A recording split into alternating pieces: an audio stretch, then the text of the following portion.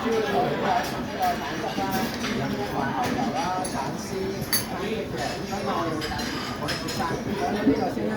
我哋煮熱咗個汁之後咧，就可以落埋啲牛油落去，等個汁更加香滑啦。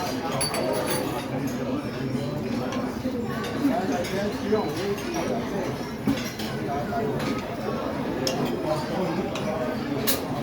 我七七八八咧，就可以落埋呢個橙絲，可以增加口感同埋啲橙嘅特別。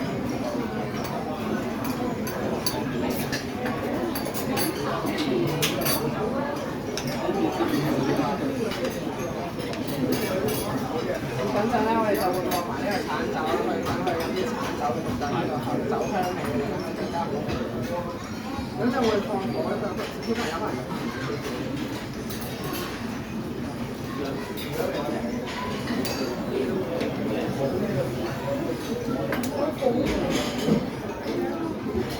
可能呢一啲火燒完之後，啲酒精都揮發晒㗎啦。小朋友可以試下呢一個經典嘅感覺。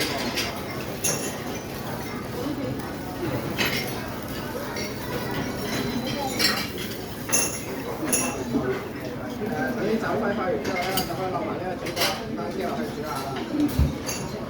咁可以掃下啲咁好味